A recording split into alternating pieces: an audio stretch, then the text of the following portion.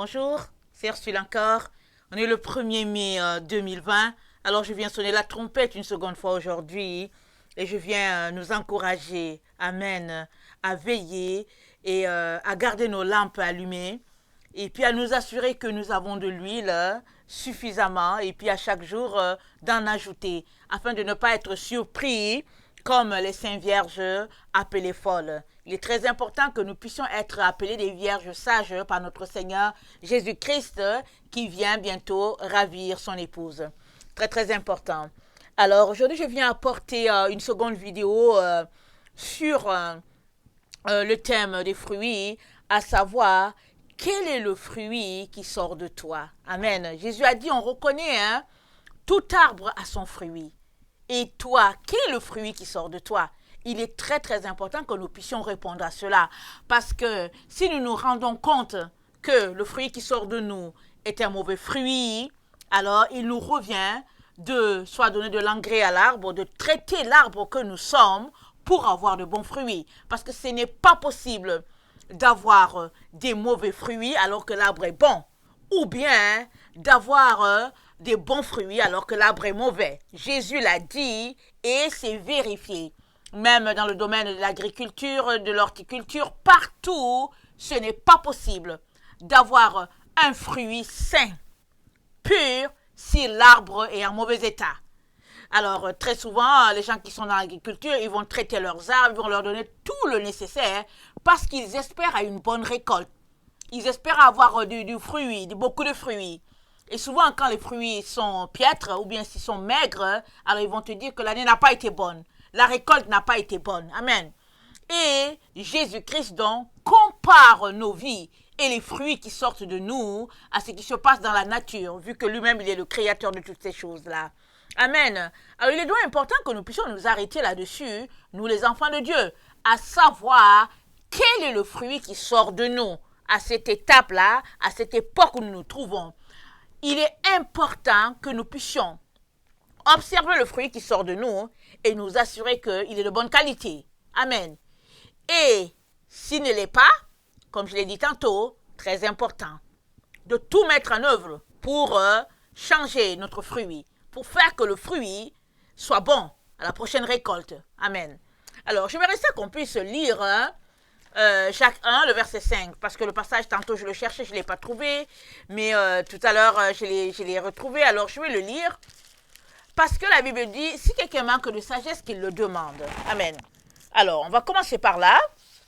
Alors, Jacques 1, le verset 5, ça dit, si quelqu'un d'entre vous manque de sagesse, qu'il la demande à Dieu, qui donne à tous simplement et sans reproche, et elle lui sera donnée. Mais qu'il la demande avec foi, sans douter, car celui qui doute est semblable à un flot de la mer, est semblable au flot de la mer, agité par le vent et poussé de côté et d'autre. Qu'un tel homme ne s'imagine pas qu'il recevra quelque chose du Seigneur. C'est un homme irrésolu, inconstant dans toutes ses voies. Amen. Très très important. Si quelqu'un manque de sagesse, qu'il le demande à Dieu, qui donne à tous simplement et sans reproche, et il lui sera donné. Amen. Et nous comprenons ici que la sagesse divine n'a rien à voir avec la sagesse de ce monde. Rien à voir. Alors, il est très important que nous puissions y travailler, nous atteler à cela. Très, très important. Amen. Pourquoi? Parce que nous sommes dans les temps où nous avons besoin de beaucoup de sagesse et de la sagesse divine pour pouvoir gagner notre course jusqu'au trône ou bien pour pouvoir arriver à la montagne de l'Éternel. Parce que qui sont ceux-là qui vont arriver à la montagne de l'Éternel? Dit le psaume 24, c'est celui-là qui a les mains pures. Alors, ça veut dire une vie de sainteté, une vie de pureté.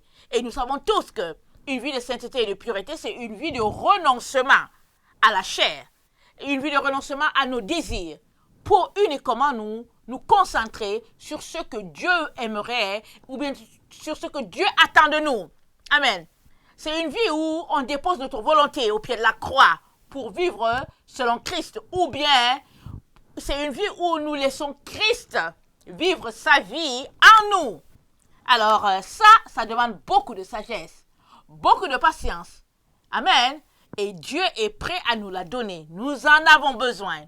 Très, très important. Alors j'apporte cet enseignement-là sur le fruit parce que il est important que nous puissions avoir des bons fruits. Parce que nous sommes dans les temps qui annoncent la récolte divine. Amen. Jésus est là, il arrive et il vient récolter. Amen. Et tout mauvais fruit, ça va passer dans le feu, comme il a dit. Et il va récolter les bons fruits. Et tous les mauvais, allez, il va jeter ça de l'autre côté. Et ça va passer dans le feu. Et nous n'aimerons pas ça, n'est-ce pas? Nous n'aimerons pas passer dans le feu. Alors, si les fruits passent dans le feu, les arbres avec. Alors, toi et moi sommes des arbres. Il est donc important que nos fruits soient comme le Père aimerait les avoir. Dans, je pense, Luc 13, le verset 6 à 9, je ne vais pas lire, ça parle d'un maître qui voulait détruire tous les arbres parce que ça ne produisait pas de fruits. Et puis le serviteur a dit, mais laisse encore et puis bon, je vais mettre un peu de l'engrais et puis bon, après on va voir d'ici un an si ça va produire ou pas. Question de dire que quand quelque chose ne donne pas de fruits, à un moment donné, l'être humain même dit, bon, j'en ai assez. Je mets trop d'énergie là-dessus, je vais laisser ça aller. À combien plus forte raison le Père, Amen, notre Créateur, il nous a annoncé déjà depuis longtemps que la fin de toutes choses arrive et il est important qu'on en tienne compte, Amen, et qu'on vive en fonction de cela. Alors, j'aimerais ça qu'on lise Luc 6, le verset 43 à 44.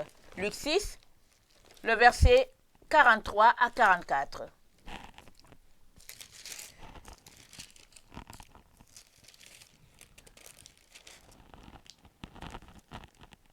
Ça dit ceci.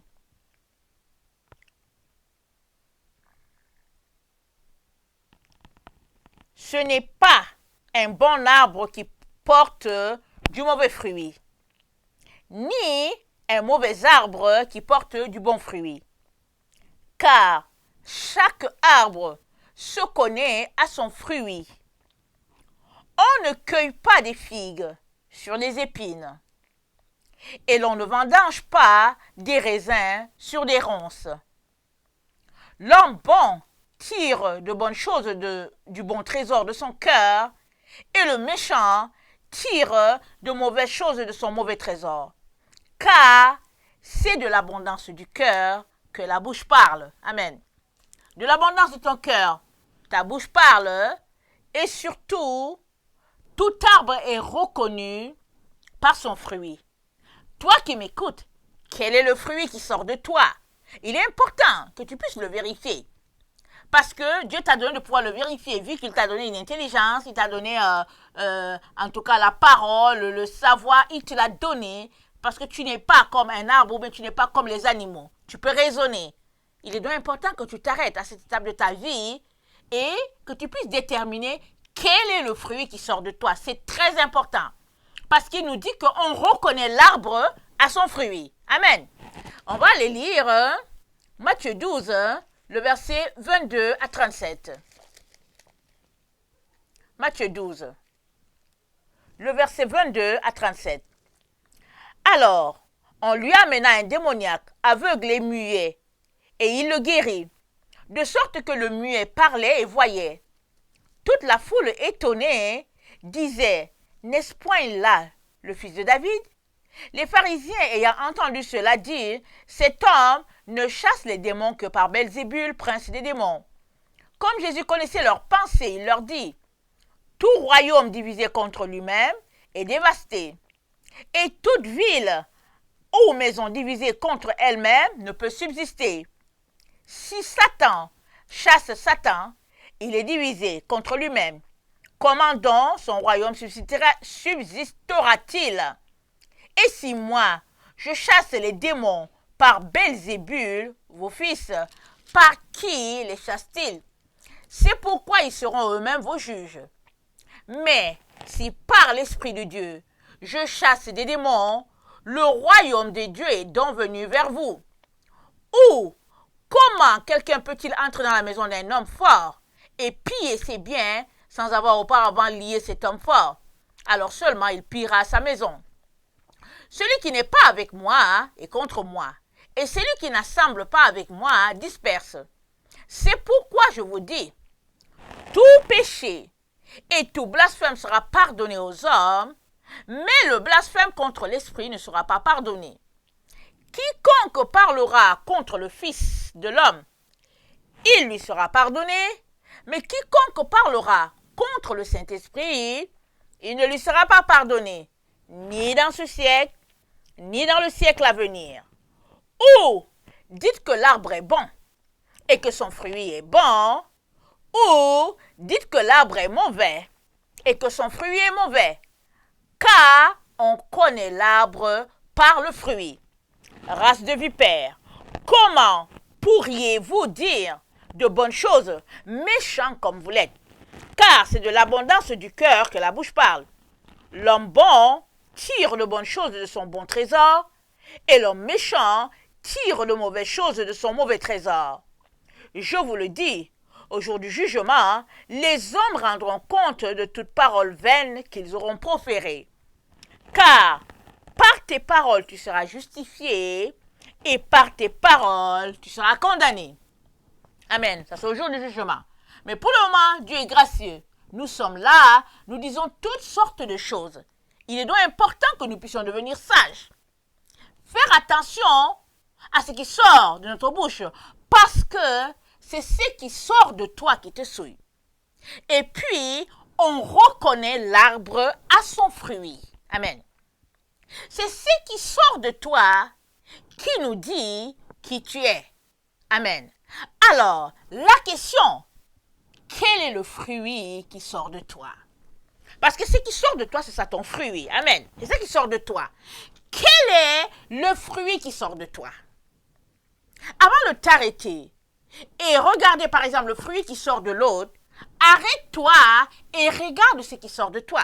Parce qu'on te reconnaît par ce que tu produis, par ce que tu donnes, par ce qui sort. Parce que s'il y a input, il y a output. Ça donne quelque chose. Amen. C'est pas possible que Jésus-Christ t'ait donné quelque chose et que chez toi, ça ne sorte pas. C'est pas possible. Si ça ne sort pas, ben ça va périr, ça va pourrir et puis bon, en tout cas, on va jeter. Alors, de toute personne vivante, il y a quelque chose qui sort. Qu'est-ce qui sort de toi? Amen. Parce que Jésus, il est le fruit d'un arbre. Amen. Jésus, le Fils de Dieu, sur cette terre, il est le fruit d'une personne. C'est le fruit de Marie. Amen. Jésus est sorti de Marie sur cette terre. Amen. Dans la gloire de Dieu, c'est le Fils de Dieu. Mais pour s'incarner sur cette terre, il est venu par un être humain et c'est le fruit de Marie. Amen. On va lire Luc 1. Attendez, il ne faut pas que je me trompe dans mes lectures. Oui. Luc 1.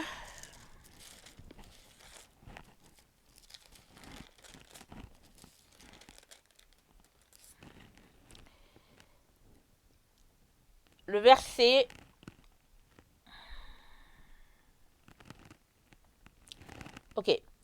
le verset 26. Au 6e mois, l'ange Gabriel fut envoyé par Dieu dans une ville de la Galilée appelée Nazareth, auprès d'une vierge fiancée à un homme de la maison de David, nommé Joseph. Le nom de la vierge était Marie.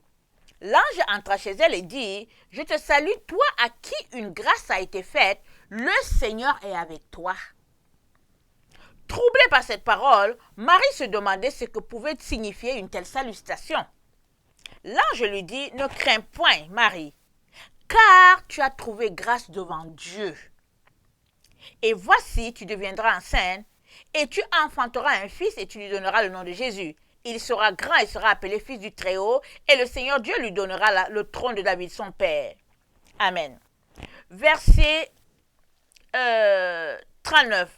Dans ce temps-là, Marie se leva et s'en allait en hâte vers les montagnes dans une ville de Juda. Elle entra dans la maison de Zacharie et salua Élisabeth. Dès qu'Élisabeth entendit la salutation de Marie, son enfant tressaillit dans son sein. Elle fut remplie du Saint-Esprit. Élisabeth portait un enfant, elle portait un fruit. Amen. Et l'enfant en elle, à la voix de Marie, a tressailli. Elle s'écria d'une voix forte, « Tu es bénie entre les femmes et le fruit de ton sein est béni. Comment m'est-il accordé que la mère de mon Seigneur vienne auprès de moi? Car voici, aussitôt que la voix de ta salutation a frappé mon oreille, l'enfant a tressailli d'allégresse dans mon sein. Heureuse celle qui a cru, parce que les choses qui lui ont été dites de la part du Seigneur auront leur accomplissement. Heureuse celle qui a cru. » Amen. Alors l'ange a parlé à Marie. Marie a cru. Elle a juste cru. C'est une question de foi. Elle a cru. Parce qu'on sait tous dans la vie que pour qu'il y ait un fruit, un bébé, il faut qu'il y ait un contact entre un homme et une femme. Mais elle a juste cru. C'est une femme de foi. Amen. Elle a exercé sa foi suite à la parole de l'ange. Et l'ange lui a dit, il y a un fruit qui sortira d'elle. Et ce fruit-là, il sera appelé fils de Dieu. Et en plus de cela, il lui a dit, ce fruit sortira. Attendez. Il dit, ce fruit est là parce qu'elle a trouvé grâce devant le Père. Une grâce lui a été donnée. Une grâce lui a été accordée. Et ce fruit, c'est le fruit du Saint-Esprit. Et ce fruit du Saint-Esprit, il a logé en Marie. Amen. Et c'est devenu son fruit. Amen. Le Fils du Père est le fruit de Marie. Parlant terre à terre ici, c'est le fruit de Marie. Toi, quel est le fruit qui sort de toi? Amen. Si tu as des enfants dans la chair, tu vas dire que bon, j'ai 4 enfants, j'ai 5 enfants, j'ai ceci. Ça, c'est le fruit qui sort de toi de la façon de la chair. Amen. Mais spirituellement, quel est le fruit qui sort de toi? Parce que chacun a un fruit. Que tu sois une femme, que tu sois un homme, nous avons tous des enfants spirituels, des enfants naturels, nous en avons. Quel est le fruit qui sort de toi? Amen. Parce que celui-là que tu appelles ton Seigneur et ton Sauveur, il est le fruit de quelqu'un. Il est le fruit de quelqu'un. Dieu, dans sa grâce, a voulu faire une œuvre sur cette terre et il a trouvé un récipient. Et ce récipient, il l'a trouvé en Marie. C'est si bien que le Seigneur, le Sauveur, le Maître, le Rédempteur, celui-là qui te sauve, il est le fruit qui est sorti d'une femme. Amen. C'est très important. On ne peut pas le nier. On ne peut pas le botter en touche. Amen. Il est très important. Et il est devenu son fruit comment? Elle a cru par une parole donnée par l'ange. Et Élisabeth le confirme ici en disant, heureuse celle qui a cru. Donc, on comprend ici que ça, c'est une femme de foi. Amen. Nous sommes appelés, en ce temps, nous sommes à marcher par la foi, mais nous sommes aussi appelés à nous assurer que nous ne sommes pas en train de nous égarer par des langages par-ci, par-là. Parce que tout ce que nous disons, tout ce que nous faisons, au fait, ça tient, au fait, c'est retenu devant nous, d'une manière ou d'une autre. Amen. Il y a des choses qui nous ont été volées. Il y a des choses qui nous ont été enlevées. Et nous marchons, ou bien nous perpétuons les mêmes erreurs. Sans nous arrêter à savoir, mais au fait, pourquoi est-ce qu'on agit comme ci ou comme ça? Et nous sommes dans le temps où Dieu est en train de restaurer la vérité. Nous sommes dans le temps de l'Apocalypse. Le temps où la révélation. Apocalypse, ça veut dire révélation. Non, c'est le temps de la vérité restaurée. Nous ne pouvons donc pas continuer de marcher sur nos erreurs. En se disant que, au fait, non, moi, au fait, quand j'ai cru, voilà ce qu'on m'a enseigné, voilà ce que... Non. Il est important de s'arrêter. Qu'est-ce que Dieu pense de la situation? Qu'est-ce que Dieu dit? Amen. Ce à quoi tu crois, qu'est-ce que Dieu, lui, il pense? La sagesse veut que tu te poses des questions à tous les niveaux de ta vie. Amen. J'ai été appelé par le Seigneur à ramener certaines choses. Amen. À ramener certaines vérités. Ou bien non, à ramener la vérité dans ce qui a été bafoué. Amen. Alors, je travaille de manière à le ramener. Amen. Et ça, c'est l'œuvre de Dieu. Ce n'est pas mon œuvre. Toutefois, quand tu entends quelque chose, il est important que tu ailles devant le Père pour lui demander, Seigneur, est-ce que c'est toi? Mais une fois que tu as la confirmation que c'est le Seigneur, prends des mesures pour changer ce qui a changé, afin de ne pas demeurer dans le faux, afin de ne pas demeurer dans le mensonge. Parce que toi et moi, non seulement nous attendons la venue de notre Seigneur, mais avant que le Seigneur vienne, nous attendons d'être remplie de son eau. Nous attendons la pluie de l'arrière-saison. Amen. Alors, qui dit pluie, dit Saint-Esprit. Amen. Alors, on ne peut ne pas cacher la vérité parce que certaines personnes sont, par exemple, offusquées. Ou bien parce que, par exemple, dans certaines dénominations, on dit non, il faut laisser tout ça. Ou bien parce que les gens qualifient une situation, par exemple, de diabolique. Non. Les gens peuvent qualifier la situation de diabolique, mais qu'est-ce que Dieu dit? Amen. C'est très important de confesser ce que le Père confesse, de rejeter ce que le Père rejette.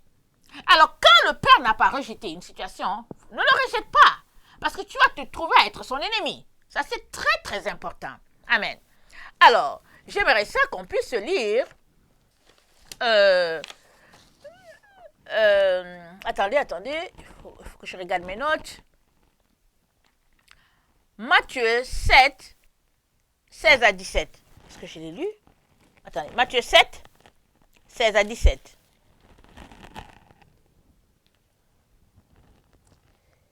Matthieu 7, 16 à 17, ça dit... Ok. Vous les reconnaîtrez à leurs fruits. Cueille-t-on des raisins sur des épines ou des figues sur des chardons? Tout bon arbre porte de bons fruits, mais le mauvais arbre porte de mauvais fruits. Un bon arbre ne peut porter de mauvais fruits, ni un mauvais arbre porter de bons fruits.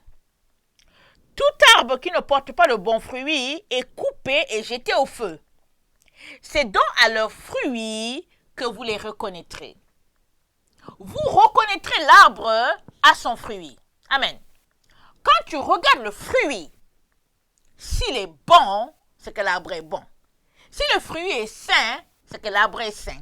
Si le fruit est divin, c'est que l'arbre est divin. Et ça, c'est très important. C'est-à-dire que le fruit sera de la nature de l'arbre. C'est ça qu'il faut comprendre. Le fruit, il est de la nature de son arbre.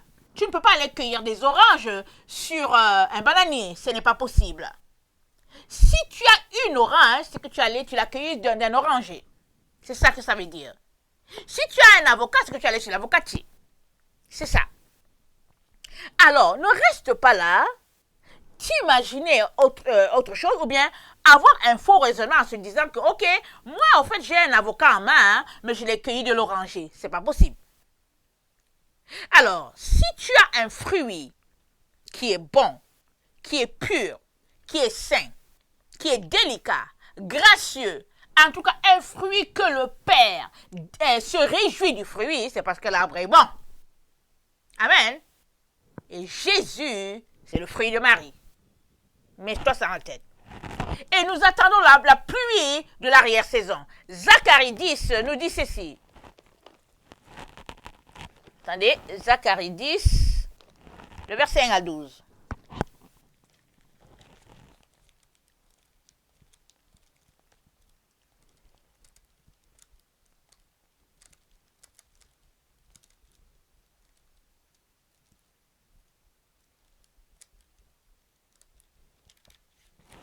Excusez-moi, on prend un peu de temps. Ok. Zacharie 10. Le verset 1 à 12. Ça dit ceci. Demandez à l'Éternel la pluie du printemps. L'Éternel produira des éclairs, et il vous enverra une abondante pluie. Il donnera à chacun de l'herbe dans son champ. Ok? Ça dit, demandez à l'Éternel de la pluie, et il produira des éclairs. C'est quoi les éclairs? Les éclairs, c'est la partie souvent qu'on n'aime pas. Parce que les éclairs, ça tremble. C'est une situation où souvent on est inconfortable. Souvent même on a peur. Amen. Donc toi, ton travail, c'est de demander la pluie. Si tu demandes la pluie, c'est-à-dire que tu demandes l'effusion de l'esprit. Et l'Éternel produit des éclairs. Donc il y aura des secousses. Alors tu as demandé la pluie. Il veut te bénir. Il veut te donner, son effusion. Mais il produit des éclairs. Alors, si la situation est une situation d'éclair, qu'est-ce que tu fais? Est-ce que tu fuis? Ou bien, tu te tiens là quand même parce que tu veux la pluie. Parce que très souvent, le fermier ne fuit pas. Il a besoin de pluie pour faire pousser ses plantes. Il reste là. Il supporte. Et il endure ce qu'il doit endurer afin d'avoir la pluie. Toi et moi sommes appelés à endurer dans cette période où nous sommes. À endurer et puis nous revêtir de la vérité. Amen. Enlever toute la fausseté et nous revêtir de vérité. Amen. Alors, car, le verset 2, les téraphins ont des paroles du néant. Les devins prophétisent des faussetés. Les songes mentent et consolent par la vanité. C'est pourquoi ils sont errants comme un troupeau. Ils sont malheureux parce qu'il n'y a point de pasteur. Ma colère s'est enflammée contre les pasteurs, et je châtirai les boucs. Car l'Éternel des armées visite son troupeau, la maison de Juda. Et il en fera comme son cheval de gloire dans la bataille. De lui sortira l'angle, de lui le clou, de lui l'arc de guerre. De lui sortiront tous les chefs ensemble. Ils seront comme des héros, foulant dans la bataille la boue des rues. Ils combattront parce que l'Éternel sera avec eux. Alléluia. Et ceux qui seront montés sur les chevaux seront couverts de honte. Amen. Parce que les gens viennent contre Juda, armés. Amen. Mais l'Éternel est avec son peuple. Amen. Il fortifiera la maison de Juda. Et je délivrerai la maison de Joseph. Je les ramènerai car j'ai compassion d'eux. Et ils seront comme si je ne les avais pas rejetés. Car je suis l'Éternel leur Dieu et je les exaucerai. Éphraïm sera comme un héros. Leur cœur aura la joie que donne le vin. Leurs fils le verront et seront dans l'allégresse. Leur cœur se réjouira en l'Éternel. Je les sifflerai et je les rassemblerai car je les rachète. Et ils multiplieront comme ils multipliaient. Je les disperserai parmi les peuples, et au loin, ils se souviendront de moi. Ils vivront avec leurs enfants et ils reviendront. Je les ramènerai du pays d'Égypte, et je les rassemblerai de la Syrie. Je les ferai venir au pays de Galate et au Liban, et l'espace ne leur suffira pas. Ils passeront la mer de détresse. Il passera la mer de détresse. Il frappera les flots de la mer. Toutes les profondeurs du fleuve seront desséchées. L'orgueil de la Syrie sera abattu, et le sceptre de l'Égypte disparaîtra. Je les fortifierai par l'Éternel, et ils marcheront en son nom, dit l'Éternel. Amen. Donc voilà, la pluie de l'arrière-saison, ceux-là qui seront revêtus de la pluie de l'arrière-saison, voilà comment Dieu va les bénir. Il les compare à Judas son fils. Amen. Il les compare à Éphraïm. Et nous savons tous que dans cette fin de temps où nous sommes, le combat, la victoire, ce sera que Israël sera encore habité par les vrais enfants, les vrais descendants d'Abraham. Pas par ceux-là qui sont assis, qui ont pris tout le pays et qui disent que c'est eux les Juifs. Il y en a là-bas, il y a un peu qui sont les vrais Juifs, mais la majorité, ce sont les gens qui sont venus s'installer. Parce que ça fait prestige, au fait, occuper la terre de Dieu, l'endroit que Dieu aime. Ça fait prestige, ils disent qu'on est Dieu, qu'on est juif, etc., etc. Mais Dieu dit que ce sera son combat, lui. Il suffit de lire toute la Bible, on va voir. Tout est tourné vers là, parce que la victoire appartient à notre Dieu. Amen. Il est donc important que tu t'assures que si tu implores la pluie de l'Éternel, que tu invoques sa présence, que tu aimerais faire partie des rachetés, il est important que tu marches dans la vérité. Que tu laisses tes croyances, que tu laisses tes frustrations, tes émotions, tout ce qui t'énerve, il est important que tu laisses ça de côté et que tu te tournes vers l'Éternel des armées, vers la vérité. Parce que ceux-là qui vont faire partie, en fait, ces lionceaux-là de la fin, en tout cas, c'est des gens qui vont marcher avec le même esprit que l'esprit de leur Seigneur. C'est des gens qui seront le fruit de l'Esprit de Dieu. Amen. Tout en eux sera le reflet de Christ. Amen.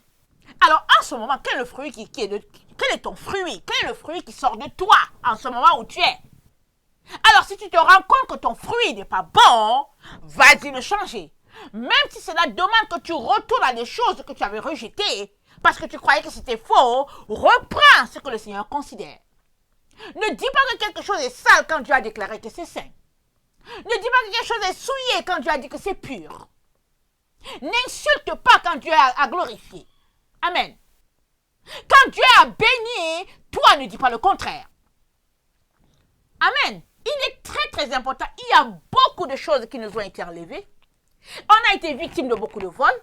On nous a rajouté des choses qui ne sont pas. Si bien que souvent on est là, on pense qu'on est en train de faire la bonne chose alors qu'on est en train de pratiquer l'idolâtrie. Et souvent, on pense que l'idolâtrie est là-bas alors que c'est eux qui sont dans la vérité. Si Dieu ne t'a rien dit, s'il ne t'a pas ouvert les yeux pour que tu vois ce qui se passe, ne parle pas. Cherche sa face, attends devant lui. Il te parlera sûrement. Il interviendra sûrement. Parce que nous sommes dans le temps où ceux-là qui se retrouveront sur la montagne de l'Éternel, c'est ceux-là qui auront les mains pures. Ceux-là qui se retrouveront sur le mont Sion, c'est ceux-là qui auront tout laissé tomber pour épouser les idées de leur Dieu, pour épouser l'esprit de leur Dieu, pour vivre pleinement selon l'esprit de Dieu et non l'esprit de ce monde, et non l'esprit d'une dénomination. Ça, c'est très, très important. Que le Seigneur nous donne de nous examiner, de rassembler, ou bien de nous ramasser, comme on dit, et de regarder en nous-mêmes qu'est-ce qui est faux, qu'est-ce qui est vrai. Et on sera souvent étonné de voir qu'on a beaucoup de saleté en nous. Des choses que Dieu ne considère pas, des choses que Dieu dit c'est de la saleté, mais nous on s'accroche à ça, on se dit qu'on a la vérité. Très très important. Parce que ils seront comme des lions rugissants, cette équipe de la fin là. Ils seront comme leur Seigneur qui est lui-même un lion. Et je vous dis, quand des lions rugissent, ça fait peur. On fuit, on ne reste pas là. Ils seront empreints, ils seront teintés de l'Esprit de Dieu. Nul ne les résistera. Et je prie que tu fasses partie de ce groupe-là. Mais il faut que tu deviennes vierge d'esprit. Vierge d'esprit, c'est n'avoir rien en toi qui ne vient pas de Dieu. Amen. Le monde peut te dire que non, ça c'est faux. Va voir ce que Dieu dit. Amen. Va voir ce que Dieu dit. Parce que tu peux qualifier de faux quelque chose que Dieu a sanctifié. Que le Seigneur bénisse sa parole.